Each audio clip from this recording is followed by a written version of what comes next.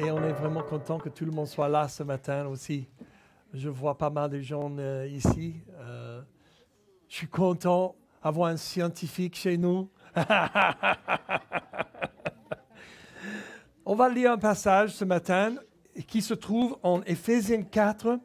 Est-ce qu'on peut avoir le micro encore? Arrête de voler mon micro. Hein.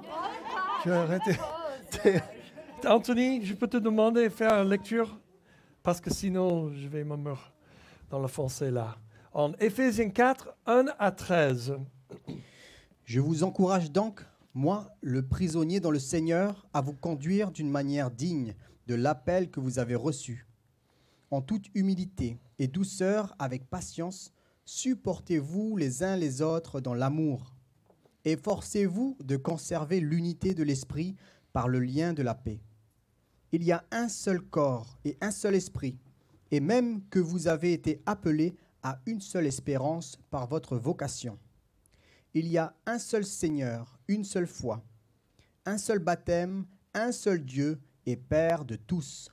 Il est au-dessus de tous, agit à travers tous et habite en tous. Cependant, à chacun de nous, la grâce a été donnée à la mesure du don de Christ. C'est pourquoi il est dit, il est monté sur les hauteurs, il a emmené des prisonniers et il a fait des dons aux hommes.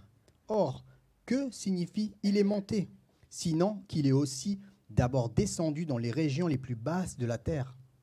Celui qui est descendu, c'est celui qui est monté au-dessus de tous les cieux, afin de remplir tout l'univers. C'est lui qui a donné les uns comme apôtres, les autres comme prophètes, les autres comme évangélistes, les autres comme bergers et enseignants. Il l'a fait pour former les saints aux tâches du service en vue de l'édification du corps de Christ, jusqu'à ce que nous parvenions tous à l'unité de la foi et de la connaissance du Fils de Dieu, à la maturité de l'adulte, à la mesure de la stature parfaite de Christ. Amen, merci. Tu peux donner le sac, amen. Le micro à la sac à main de Théa maintenant. Il est content que je suis de retour. Ah oui, je t'ai coupé. Ok. Merci Théa. Bon, je suis vraiment content de continuer notre série sur le livre d'Éphésiens. Si vous avez raté un de nos messages, ils sont tous sur YouTube. Et je vous encourage franchement d'aller réécouter les messages parce que ce ne sont pas des messages de normal, ils sont un peu plus profonds dans l'enseignement. Et donc, c'est très facile de rater quelque chose de profond. Et ce sont des choses que Dieu veut révéler dans nos cœurs, pas juste des choses révélées dans l'intelligence. C'est déjà pas mal de renouveler l'intelligence, mais ce que Dieu veut, c'est de révéler sa parole dans nos cœurs où la puissance pour nous transformer existe. La transformation, c'est le but de Dieu. Il ne veut pas juste nous laisser où on est. Il est content, il t'aime où tu es, mais il ne veut pas te laisser où tu es. Pourquoi? Parce que tu ne ressembles pas à Jésus parfaitement, pas encore. Quelqu'un dit, OK, je comprends. OK, oui, ça se voit. Et si tu ne le vois pas, tu demandes ton voisin à côté, est-ce que je suis déjà parfait? Ils vont te dire la vérité. Donc, on peut sortir l'arrogance et l'orgueil tout de suite. Surtout si tu es marié, tu vas savoir la vérité, même plus vite. Donc, on va juste creuser un petit peu dans cette série. Cette portion de versets 1 jusqu'à 13 dans chapitre 4, c'est quelque chose... Oh là là là, il y a tellement de richesse dedans, mais on va juste faire une petite poursuite sur certaines sections. Et on va commencer avec la section « Marcher d'une manière digne de l'appel de Dieu dans nos vies ». Nous devons marcher. Et il ajoute « La grâce et ouvre un chemin ». C'est-à-dire, quand on marche, la grâce est ouverte du ciel pour nous donner la puissance de marcher. Qu'est-ce que ça veut dire? C'est-à-dire que notre marche avec Dieu, c'est une collaboration. C'est lui avec moi. Moi, je ne suis pas toute seule en train d'essayer de faire les choses de Dieu toute seule. Mais je marche main en main avec Dieu. Pied en pied avec Dieu. Cœur à cœur avec Dieu. Quand je marche selon sa volonté, il me rejoint avec sa force et sa puissance. La question la plus importante, vraiment, que Paul aborde ici, est donc, comment marchons-nous? C'est clair qu'on doit marcher. Et j'ai expliqué ça il y a quelques semaines aussi. On marche par la grâce de Dieu. Mais comment on marche? Et Paul, il nous donne 4 choses. Numéro 1, humblement. Humblement, en traitant les autres comme plus importants que nous-mêmes. Ah, c'est difficile. C'est facile à dire, mais c'est difficile à marcher dedans. Moi, je sais très bien, parce que je suis quelqu'un qui est très confiant en moi-même. C'est-à-dire que j'ai eu des bons parents, j'ai eu des bonnes éducations. J'étais toujours un peu doué dans certaines zones. Je n'étais pas obligé d'étudier autant que les autres. J'ai toujours eu des bonnes notes sans faire un grand effort. Bon, c'était une école américaine, donc tu sais, c'est pas exactement la même chose. Si tu peux jouer avec les jouets, c'est bon, tu as réussi. Hein? J'ai eu mon bac. Non, j'arrête. Mes blagues ne sont pas drôles, donc je m'arrête là. Mais j'ai réussi en pas mal de choses sans grand effort. Et c'était quand j'ai rencontré Jésus que j'ai commencé à avoir quelques doses d'humilité. Quand j'ai commencé à faire des choses et je voulais montrer à Dieu combien j'étais fort, comme il ne le savait pas. Hein? Et là, clac, clac, clac, je suis devenu handicapé.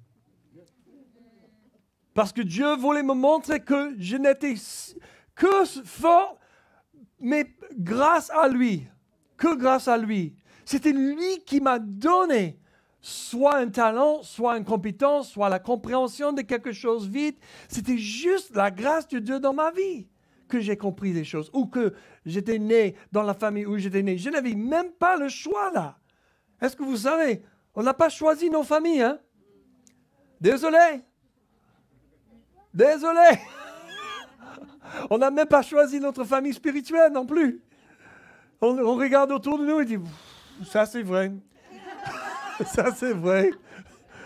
Pourquoi je suis là, Seigneur? Oh.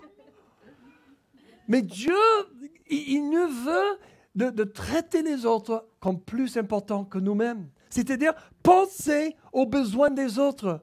Pensez aux désirs des autres. Pensez aux problèmes des autres. Marchez un petit peu dans leur place et voir les choses un peu de leur perspective. Oh, le Seigneur m'a fait des claques après claques après claques. Et j'ai commencé à rentrer dans les histoires des autres personnes. Et j'ai commencé à voir, oh Seigneur, c'est grave. C'est terrible les choses que les gens, ils ont expérimentées dans la vie. Et Dieu commence un travail qui est toujours à l'œuvre pour marcher humblement avec lui. C'est une vertu dans la société qui n'a commencé qu'avec le christianisme, tu sais. Être humble à l'époque de l'Empire romain, c'était pas du tout une vertu. C'était pas nommé sur le rue des vertus. Oh, je suis drôle maintenant, d'un coup. C'était pas ça. Si tu étais humble comme les chrétiens, ils étaient humbles, tu étais un fou, tu étais un servante, on doit te jeter à côté. Ce que Jésus a instauré avec l'acte d'humilité, c'était nouveau. C'était nouveau. Personne n'a jamais marché comme ça. Le deuxième adjectif, c'est marcher doucement. On doit marcher humblement, mais doucement aussi. Le monde n'est pas doux. Quelqu'un a découvert ça? Le monde est fort. Quand tu tombes d'un bâtiment, tu le tapes.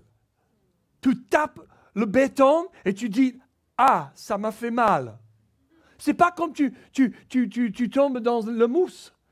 Ah, comme je vois les enfants dans les petits jeux, aires de jeu, et ils sautent dans le mousse.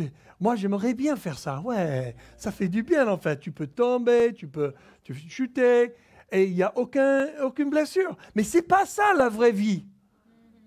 La vraie vie, c'est que tu tombes et tu tapes le béton et tu dis « Oh, il y a tout qui fait mal après ». La vie n'est pas douce. Mais cet adjectif que Paul utilise, c'est comment on doit marcher doucement l'un avec l'autre. C'est difficile de marcher doucement. Surtout pour moi. C'est un autre adjectif qui m'échappe. une autre perspective, une autre vertu que Dieu est en train de travailler dans ma vie. Moi, je suis quelqu'un de direct, quelqu'un qui est noir et blanc. Je vois les choses claires. Tout le monde qui a eu une conversation avec moi au moins 2-3 fois, tu l'as réalisé. Matt, il a du mal à être doux.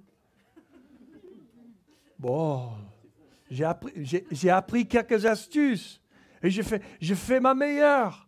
Mais marcher doucement, c'est compliqué. Et le plus que je te connais, comme ma femme, le plus que c'est manifesté que je ne suis pas quelqu'un de doux. Mais Dieu veut qu'on marche doucement.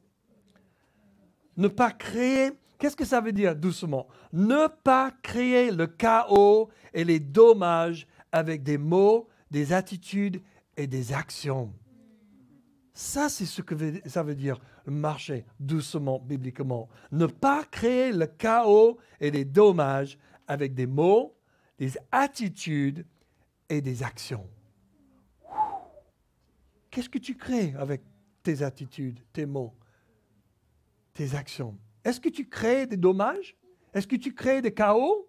Ou est-ce que tu crées l'ordre? Quand on marche doucement, on crée la paix et la calme. Troisième adjectif, patiemment. On doit marcher patiemment avec Dieu. Lenteur à apporter le jugement et la vengeance. Ça, c'est la définition biblique. Prendre son temps, attendre, être plein de paix pendant l'attente. Ça c'est la clé. Parce qu'on est tous obligés d'attendre, souvent, n'est-ce pas? Ce n'est pas un choix d'attendre 90% du temps. Donc, dans ces 90% du temps où on est obligé d'attendre, la question est, est-ce qu'on attend patiemment, doucement, dans la paix, dans le calme? Je vois qu'on est en train de faire un petit conseil marital ici aussi, en même temps. Est-ce qu'on peut juste prier pour ce couple sur le rang devant? Il y a quelque chose que Dieu fait. Tu vois, Dieu est à l'œuvre, n'importe quel moment.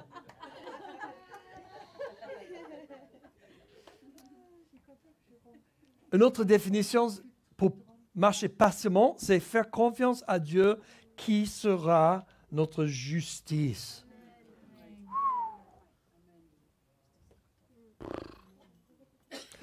Quatrième adjectif, avec tolérance l'un envers l'autre.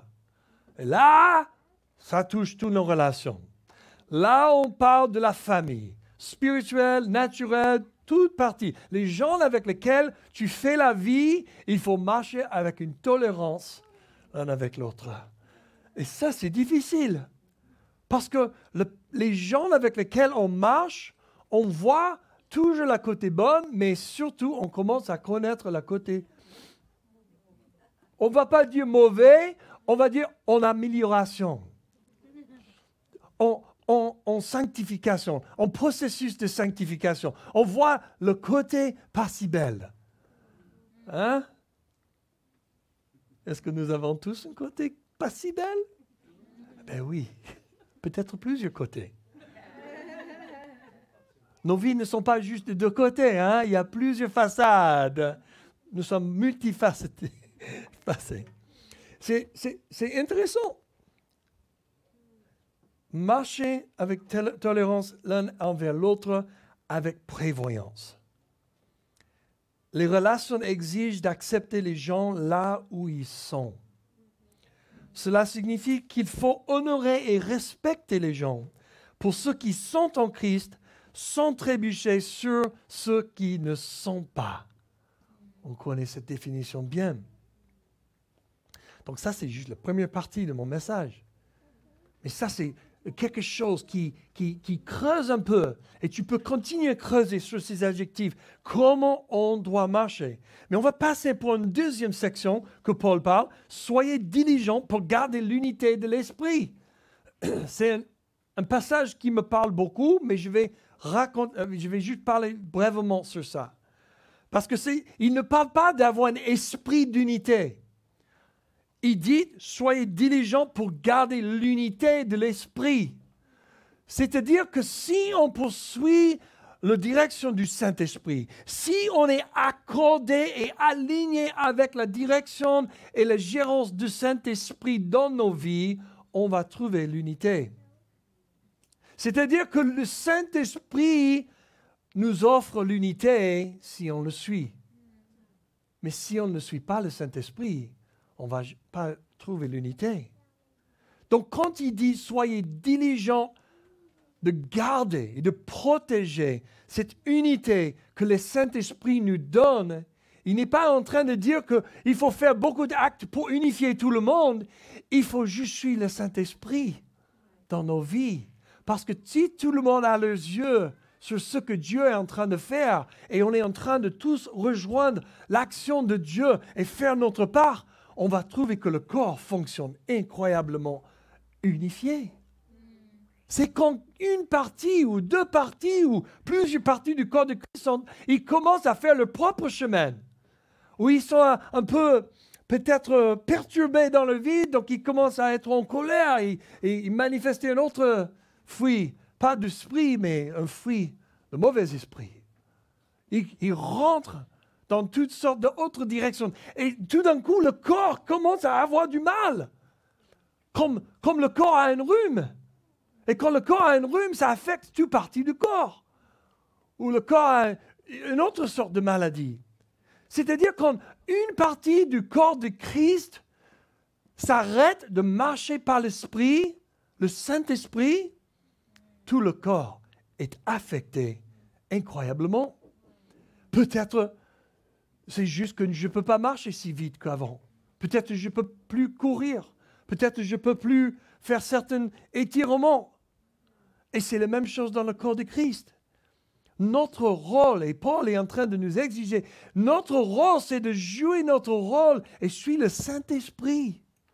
Et quand on fait ça, il unifie tout le monde en train de s'accorder et s'aligner avec sa volonté sur la terre. Il y a beaucoup de monde qui essaie d'avoir un esprit d'unité et forcer l'unité pour l'unité soit. Mais quand tu essaies de forcer l'unité, ça n'a jamais marche. Tu crées le chaos parce que c'est l'effort d'homme qui essaie de trouver l'unité au lieu de juste garder l'unité en suivant le Saint-Esprit.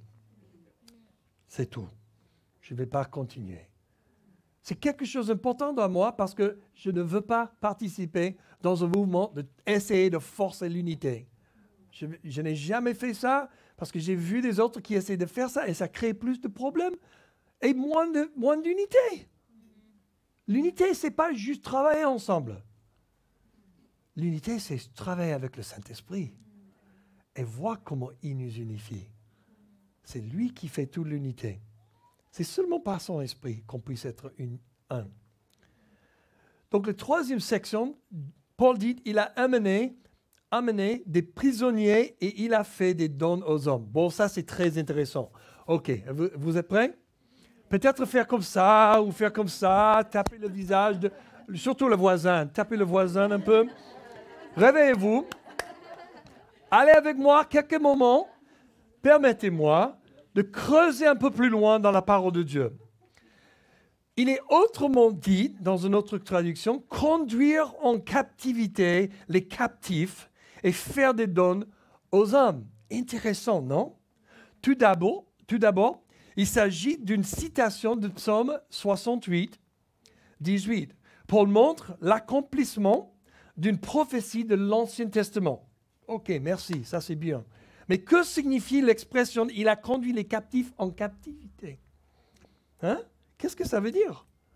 Cela fait référence au retour de l'arche de Dieu à Jérusalem par le roi David. L'arche était gardée dans une autre maison. Ils étaient en train de retourner l'arche quand David est devenu roi à Jérusalem. Ils voulaient retourner l'arche de Dieu à Jérusalem. Il a fait quelques gaffes, quelqu'un l'a touché, pouf, quelqu'un mort, et voilà. Mais en retournant, c'est intéressant. C'est la même référence, le retour de l'arche de Dieu. 2 Samuel 6, 1, 7, 1. Et 1 Chronique 15, 1 à 29. Cela représentait la présence de Dieu ramenée à la maison. La présence, la puissance, l'amour, toute la présence de Dieu ramenée à la maison. Une autre façon de voir cela, c'est que si vous prenez aujourd'hui la décision de ne pas vous contenter de jouer et d'être chrétien culturel, mais de mettre Jésus au centre de votre vie et de vos activités comme le Seigneur de tous. C'est-à-dire, David n'était pas content que la présence de Dieu soit d'ailleurs. Il voulait que la présence de Dieu soit chez lui. On a tous l'accès de la présence de Dieu chez nous. Mais il faut aller chercher l'arche de Noé, de Dieu, pas le vrai arche de Dieu, mais accepter Jésus et dire que Jésus, je ne veux pas juste d'être religieux et faire certaines bonnes choses et pas faire autre chose, mais je veux que tu sois vraiment le centre de nos vies. Deux significations émergent de cette expression telle que Paul l'utilise. Numéro 1, Jésus est descendu au séjour de mort, a récupéré tous les saints d'autrefois, leur a prêché l'évangile et a fait sortir de leur captivité ceux qui ont décidé de suivre le Christ. C'est-à-dire que tout le monde qui marchait par la foi depuis le début de la création, ils étaient dans un espace d'attente. Un espace d'attente en bas. Et Jésus, quand il est descendu pour prêcher l'évangile. On voit ça en Pierre, en plusieurs autres passages, que Jésus a prêché l'évangile à tous les saints de l'Ancien Testament. Et là, il a prêché, et pour ceux qui ont accepté, il les a libérés. Il a pris captifs pour les amener pour vivre pour l'éternité avec lui. OK? Ça, c'est déjà intéressant. Deuxième signification, c'est que Jésus est descendu au séjour des morts en même temps qu'il a sauvé les anciens saints et a pris toute la puissance de Satan et le tient encore captif de lui-même avec tous ses démons, afin qu'au nom de Jésus, tout genou fléchisse et que toute langue confesse qu'il est le Seigneur de tous. Dieu, Christ, a donné des dons au charisme grâce à son corps, à son Église. Bon, on va découvrir ça vite fait. Mais ça, dans ce moment, c'est pas juste qu'il a prêché l'évangile et libéré tous les saints pour venir et passer l'éternité avec Dieu, mais deuxièmement, il a captivé toute la puissance de l'ennemi, il a fermé la bouche du diable, il a dit « Stop, ta puissance est arrêtée maintenant, c'est fin. C'est la fin de ta puissance, la fin de ton règne. » Pour ceux qui décident. Pour ceux qui me suivent, tu es captivé. Tu n'as plus la puissance dans leur vie. Et ça, c'est une chose extrêmement importante. Que quand Jésus est mort, est ressuscité et après descendu pour prêcher et aussi, pas juste sauver les anciens saints, mais aussi captiver le diable et ses démons, ça nous a donné la libération qu'on a aujourd'hui. C'est beaucoup comme dans la guerre. Aujourd'hui, on célèbre, c'est le 8 mai, c'est une fête. La grande victoire de la Deuxième Guerre mondiale. Et qu'est-ce qu'on célèbre? Que des armées sont descendues sur l'ennemi, ont pris captif et on dit, vous êtes captifs maintenant pour que tous les autres soient libérés. C'est exactement ce que Jésus a fait. Mais pour toute l'éternité, numéro 1. Numéro 2, pas juste avec les hommes qui sont les marionnettes du diable, mais le diable lui-même. Jésus a pris la puissance. C'est important. Donc, comment ça connecte avec la prochaine chose que Jésus a donné les dons aux hommes? Donner des dons aux hommes signifie que le Christ, en tant que Dieu, bénit son peuple avec le pouvoir et la capacité d'accomplir sa volonté et d'apporter le royaume des cieux partout où il va. Chaque don est différent, même s'ils peuvent se recouper. La grâce de chacun est différente parce qu'elles viennent d'une personne différente, vivant à une époque différente, avec un passé différent et une personnalité différente. Nous voyons donc Paul souligne l'importance de l'unité dans la diversité, c'est-à-dire nous sommes tous différents. les dons, même si tu as un don de prophétie et moi j'ai un don de prophétie, c'est différent parce que moi je suis différente que toi. Mais si on suit le Saint-Esprit, il y a une unité dans la diversité. D'où vient notre mot université? Université, c'est l'unité dans la diversité. Tu ne me crois pas. Cherchez dans le latin, cherchez dans le grec, cherchez dans n'importe quelle langue tu veux. Tu vas trouver. Le plan de Dieu, c'était toujours l'unité dans la diversité. C'est intéressant que Jésus a donné les dons. Pourquoi il a donné les dons? C'est lui qui... On doit lui donner les dons. Hein? Mais c'était normal quand le roi a conquis un ennemi de revenir avec puissance et après partager le pain et les différentes nourritures avec tout le peuple en célébrant la grande victoire. Et c'est exactement ce que Jésus a fait. Il a célébré la victoire en donnant les dons à son épouse, l'Église, le corps de Christ. Et voici, j'aimerais bien juste souligner une fois, en fait, on voit cette phrase, un corps, un esprit, une espérance, un seul Seigneur, une foi, un baptême, un seul Dieu. On voit toutes ces 7 phrases où il a dit un ou une dans toutes ces phrases. Et ce qui est intéressant, c'est qu'il y a 7, qui est le numéro, le nombre pour la perfection. Donc déjà, c'est intéressant que Paul a utilisé 7 exactement. Mais ce qui est vraiment intéressant, c'est quand tu prends numéro 1 et numéro 7, il faut un match. Et numéro 2 et numéro 6, il faut un match. Et numéro 3 et numéro 5, il faut un match. C'est-à-dire qu'ils sont en partenariat avec le nôtre. Paul n'a pas juste dit 7 choses, mais il a fait dans un... J'ai oublié le nom pour ça, comme un petit... c'est comme la poésie, en fait. Il a fait un truc. Le corps associé à un Dieu. Un corps, un Dieu. Matching. Un esprit avec un baptême. Ou baptême dans l'esprit, en fait. Et 3 et 5, c'est une espérance associée à une foi. C'est-à-dire, notre foi et notre espérance, ils vont ensemble. On voit ça dans les autres Écritures. Et au milieu de tout cela, c'est quoi? Un seul Seigneur. Au centre de toutes ces 7 choses, c'est un seul Seigneur qui rassemble la totalité et on est capable de marcher dans l'unité. Voici la diversité dans l'unité. C'est incroyable. Donc, c'est quoi ces 5 dons distinctifs à l'Église? C'est-à-dire que Jésus a donné 5 dons. Et on va relire Éphésiens 4, 11 à 13. C'est lui qui a donné les uns comme des apôtres, les autres comme prophètes, les autres comme évangélistes, les autres comme bergers et enseignants. Il l'a fait pour former des saints. Quelqu'un dit, il a fait pour former des saints. C'est quoi? Pourquoi il a donné ces 5 dons? Pour former les saints. Qui est les saints? Nous sommes les saints de Dieu. Pourquoi? Parce que quelque chose on a fait?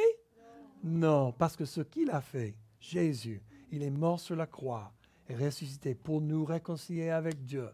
Et ça, grâce à ça, nous sommes justifiés comme on n'a jamais péché contre Dieu. Est-ce qu'on a péché? Oui, bien sûr. Est-ce qu'on a péché peut-être cette semaine? Probablement. Est-ce que tu vas pécher dans l'avenir? Désolé, mais probablement. C'est pas sûr, hein? Il y a certains parmi nous qui sont déjà arrivés à la perfection et j'aimerais bien vous encourager de parler avec eux. Lève le doigt si c'est toi. Comme ça, on sait qui? Non.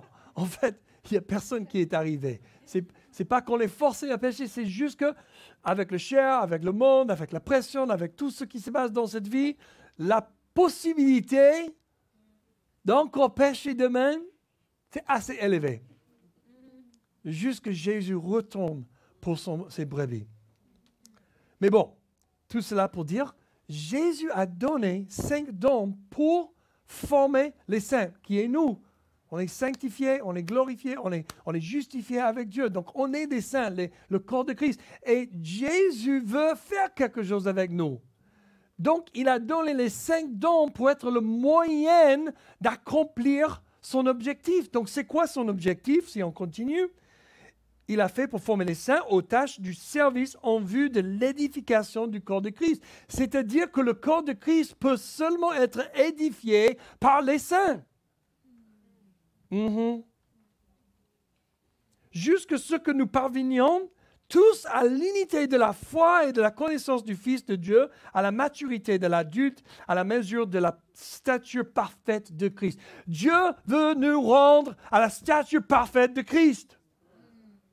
Oh là là, Matt, arrête là. Dieu veut juste nous sauver, comme ça on s'éclate et on fait la vie, hein? On fait la fête. Ah, oui et non. En marchant avec lui, on va faire la fête. Parce que c'est tellement... Il n'y a aucune joie qu'on marche avec Jésus. Parce que quand on marche en ligne avec Jésus, notre conscience est pure. Est-ce que tu as jamais essayé de retourner à certaines habitudes du passé en pensant que ça va ramener la même joie qu'avant? Peut-être pas. Il y a certains ici, vous avez déjà essayé. Hein? Vous êtes sauvés maintenant, en train de marcher avec Jésus. Après, tu es retourné, tu as bu un peu trop. Et là, tu dis, non, ça n'apporte pas la même chose qu'avant. C'est pas la même chose. Tu pensais que tu peux parler avec des filles ou les hommes un peu. Hey, comment ça va? Et ils te regardent comme, t'es qui? T'as fait quoi? C'est un truc de dingue. Mais dès que tu marches avec Dieu pendant une période de temps et tu essaies de retourner à certaines habitudes du passé, ça n'a plus le même goût. C'est comme, non, c'est pas ça. Hein? C'est comme tu manges le gravier. J'attendais du vin rouge, hein, de Bordeaux. Mais c'est du gravier dans ma bouche. C'est quoi ça? Dieu veut nous rendre purs, matures, parfaits, à la stature parfaite de Christ. C'est ce qu'il veut faire. Et comment il le fait? À travers de nous, grâce aux dons qu'il nous donne, pour nous aider à s'édifier l'un l'autre en allant vers la maturité. C'est incroyable. C'est facile, c'est simple. Le théologien F.F. Bruce, il a dit, ceux qui sont nommés ici exercent leur ministère de manière à aider les autres membres de l'Église à exercer leur propre ministère respectif. C'est-à-dire que si moi, en tant que pasteur de l'Église, ou si moi, en tant qu'évangéliste, ou peu importe quel don, si je suis un don de Dieu, si toi, tu es un don de Dieu dans un de ces titres, tu commences à fonctionner dans ton appel. Tu commences à former ou éduquer ou améliorer ou aider les saints de s'édifier et commencer à marcher dans leur ministère. Qu'est-ce qui se passe dans ce moment-là? Tu es en train d'aider et rejoindre Dieu, de maturer le peuple de Dieu. Mais si je ne joue pas mon rôle, l'édification n'arrive pas. Les gens ne sont pas libérés. Tu sais pourquoi on aime bien les petits groupes? On aime bien les petits groupes parce que c'est une bonne opportunité pour donner une opportunité d'être formé, avoir un peu de responsabilité pour commencer à gérer et être un bon berger pour les autres et exercer ton ministère. Pourquoi? Parce que chaque personne a un ministère. Ah là, tout le monde dit, moi j'ai un ministère. Mais la question est, est-ce que tu exerces ton ministère? Donc, si la réponse est non, pourquoi pas? Peut-être c'est parce que tu n'es pas formé. Peut-être c'est parce que tu n'es pas rentré dans la formation pour recevoir ce dont tu as besoin pour que tu puisses commencer à exercer ton ministère. Peu importe quel âge. Tu peux avoir 2 ans, tu peux avoir 72 ans. Peu importe quel âge, nous avons tous un ministère. Et on doit, un jour, on va donner un compte. On va rendre compte à Dieu, à ce qu'on avait et qu'est-ce qu'on a fait avec. Fais pas attention au monsieur qui est en train de nettoyer la terrasse. Il y avait un accident de quelque part. Je ne sais pas. Il ne sait pas qu'on le voit. Il était déjà perturbé avec mon message, donc il a décidé de servir le Seigneur dans une autre manière. Donc, Jésus nous a donné l'Église, je parle de l'Église globale, 5 dons, comme des offices pour aider son corps, l'Église. Les 3 principaux domaines dans lesquels ces dons aideront le corps de Christ, vous et moi, sont énumérés. 1, pour équiper les saints pour les œuvres de service. 2, édifier le corps de Christ. Et 3, réaliser l'unité de la foi. La plupart des gens s'accordent à dire qu'ils sont liés entre eux. Et qu'en raison de la formation grecque, le premier donne lieu au second qui donne lieu au troisième. C'est-à-dire, quand les offices des 5 dons, en fait, font leur rôle, ils jouent leur rôle dans le corps de Christ, le corps de Christ devient édifié. Et le résultat, c'est qu'il réalise une unité de la foi. C'est-à-dire que c'est conditionnel. Mais moi, je ne peux pas équiper quelqu'un qui ne veut pas être équipé. Donc, il y a 2 sens de cette première chose. Matt, il peut être là en train d'équiper tout le monde, mais personne ne veut être équipé. Ça va produire rien. Et c'est le cas dans l'Église souvent. C'est dans toutes les églises. Il y a un pasteur, il y a un évangéliste, il y a un apôtre, il y a des prophètes, des enseignants. Ils sont là pour équiper les gens et ils pourvoient un équipement, une formation, un moment d'équiper les gens. Et qu'est-ce qui arrive dans ce moment? 2 personnes arrivent.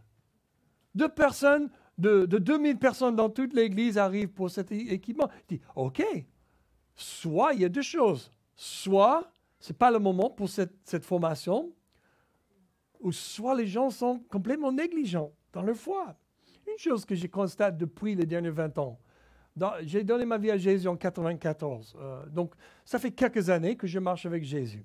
Donc, je constate un mouvement, une évolution dans la manière que l'Église fonctionne. Quand j'ai donné ma vie à Jésus, c'était pas bizarre d'avoir une étude biblique à l'Église le mercredi soir, le culte le dimanche matin et un deuxième différent culte le dimanche soir.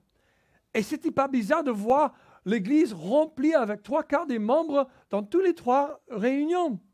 Et c'était des réunions d'équipement, de formation, c'était des réunions de louanges, de prières et plusieurs autres choses qui se passaient. Parfois, les gens y passaient 4 ou 5 différents moments avec le corps de Christ en faisant la vie ensemble. Mais depuis 1994, je vois que les gens, ils ont du mal à juste visiter le culte de dimanche une fois tous les 2-3 semaines.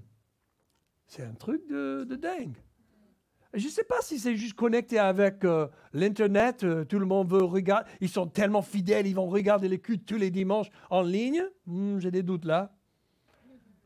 J'ai entendu enfants souvent, « Oh, c'est la grasse matinée. Qu'est-ce que tu fais là? » Pourquoi on a une grasse matinée les dimanches matins? Parce qu'on est un peuple qui n'a pas la crainte de Dieu pour visiter et faire partie d'un corps de Christ. Il n'y a pas quelle grâce matinée sans Dieu? C'est qui donne la grâce? Hein? Tu veux la grâce de Dieu? Être avec Dieu? Tu veux une grâce matinée? Oh là là, Matt, il est commencé contre la culture là. Oui. Parce que Dieu veut établir la culture chrétienne, la culture du royaume de Dieu, ici sur la terre comme au ciel. Et si on ne s'aligne pas avec sa parole d'abord, et la culture d'homme deuxièmement, on inverse les choses. Ah oui, je prêche. Je prêche. Est-ce que tes orteils ils sont un peu abîmés? J'ai amené mes bottes pour prêcher. Hein? Je n'ai pas amené, attends là. J'ai des bottes de cowboy. Si je porte des bottes de cowboy, tu sais que ça sera un bon prêche là. Houya! Yeah! Il y a des choses. Moi, je ne vais pas rentrer dans les définitions de toutes ces 5 dons. Je crois que c'est important. Mais on va finir avec Éphésiens 4:13. Jusque ce que nous parvenions tous à l'unité de la foi et de la connaissance du Fils de Dieu. Connaissance du Fils de Dieu. À la maturité de l'adulte. À la mesure de la stature parfaite. Paul considère l'Église à 2 niveaux. Numéro 1, il voyait le corps de Christ, composé de tous les vrais croyants, grandir progressivement jusqu'à atteindre la maturité spirituelle, la mesure de la stature de la plénitude de Christ. Et deuxièmement, il voyait aussi le corps local des croyants exerçant un ministère les uns envers les autres, grandissant ensemble et faisant ainsi l'expérience de l'unité spirituelle. Ça, c'est mon rêve. Ça, c'est le rêve de mon cœur. Lorsque tout le monde se lève et se sert les uns les autres, exerçant le ministère que Dieu t'a donné. Qu'est-ce que tu as dans la main? C'est ce que Dieu a demandé à Moïse. Moïse a dit, oh, je ne peux pas le faire. Comment je peux le faire? Il a dit, qu'est-ce que tu as dans la main? J'ai mon bâton. Va-t'en. On va utiliser ce que tu as dans la main. Qu'est-ce que tu as dans ta main? Qu'est-ce que Dieu t'a donné? Oh oui, Dieu t'a donné des choses. Il faut arrêter de dire, non, je suis nul. Oh, non, non. Tu es nul parce que tu dis que tu es nul. Mais dès que tu dis que tu es grand, tu es grand. Dès que tu dis que tu es riche, tu es riche.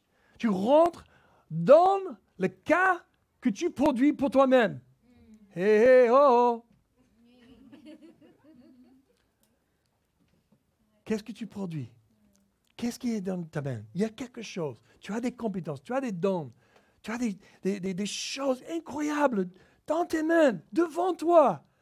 Et on va rentrer dedans. On va exercer le ministère. On va apprendre comment le faire. Et on va rentrer dedans, fidèle avec peu. Et Dieu va nous donner un peu plus. Fidèle avec un peu plus, il va donner un peu plus. Et fidèle avec un peu plus, il va donner grandement, grandement, de plus en plus grande.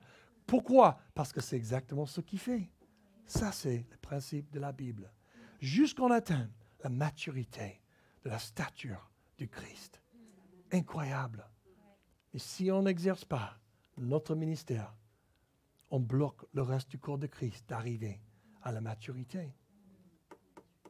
Je ne vais jamais oublier une histoire avec un jeune homme dans notre ministère. Il était un jeune homme de 19 ans, mais il avait une parole prophétique dans sa bouche souvent. Mais un jour, il est arrivé à partager une parole avec un frère dans notre ministère. Il a dit, désolé, ça fait 1 an depuis le Seigneur m'a donné cette parole et j'avais peur de partager ça avec toi. Mais je vais te donner maintenant. Et moi, j'étais juste comme témoin en train de regarder. Il a donné cette parole, il a dit. Et le mec, il est devenu en colère avec cet homme, avec le don prophétique. Et je dis, qu'est-ce qui se passe là? Il a dit, pourquoi tu m'as jamais partagé cette parole avec moi il y a 1 an? J'ai tracé le désert, j'ai fait n'importe quoi depuis 1 an, j'ai vécu la peur, j'ai vécu toutes sortes de n'importe quoi. Et si j'ai eu cette parole il y a 1 an, je vais vivre dans la victoire depuis 1 an.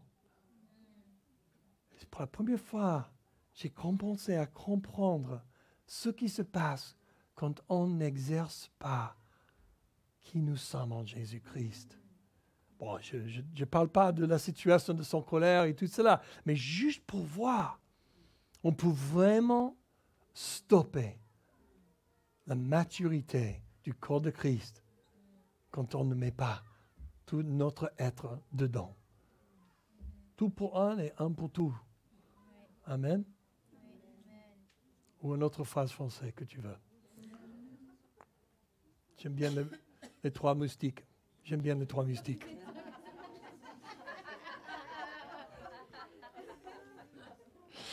Je sais, le mot mousquetaire. Il n'y a pas de souci là. Est-ce qu'on peut se lever et juste prier? Alléluia. Seigneur, merci qu'on n'a pas de clim ici. Parce que si on avait le clim, on ne peut pas être tenté de se plaindre et ne pas faire. Mais parce qu'on n'a pas de clim, on peut se réjouir dans la chaleur. Alléluia.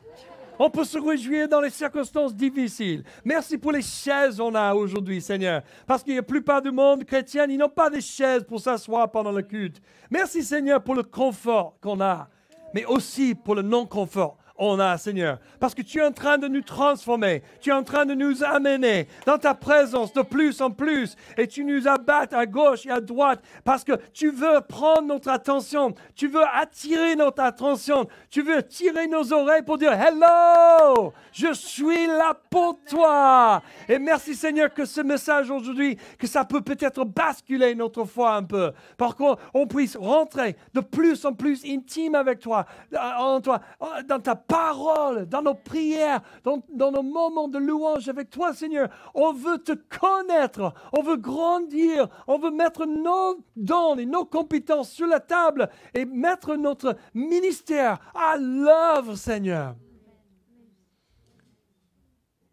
Il y a 4 réponses aujourd'hui. Vous pouvez donner au Seigneur à ce message-là. Numéro 1, je suis prêt à être formé. 2, je suis prêt à mettre mes dons au travail. 3, je suis prêt à être utilisé par Dieu. Et 4, me voici, Seigneur, envoie-moi. Que le Seigneur entende vos cris aujourd'hui. C'est quoi la réponse de ton cœur? Dis-le. Dis-le, Seigneur, me voici. Me voici, Seigneur, envoie-moi. Me voici, je suis prêt à être formé, Seigneur. Je suis prêt à mettre des dons, mes talents, mes compétences à l'œuvre. Seigneur, je prie que tu touches chaque cœur ce matin, que quelque chose soit déclenché, que les habitudes, les cercles vicieux qui continuent encore et encore s'arrêtent et que les traditions d'hommes s'arrêtent d'avoir la puissance dans nos vies, que la parole de Dieu commence à avoir la puissance dans nos vies. Seigneur, que ta parole prenne sa place, la première place de nos cœurs et dans nos vies, Seigneur. Que tu sois honoré et glorifié dans tous les sens. Seigneur Jésus, bascule quelque chose ce matin. Bascule quelque chose dans notre pensée. On ne veut pas continuer comme on a fait jusqu'à ce moment-là. Seigneur, on a besoin d'une percée. On a besoin de quelque chose qui vient du ciel et pas de l'homme. Seigneur, aide-nous. Au secours, Seigneur.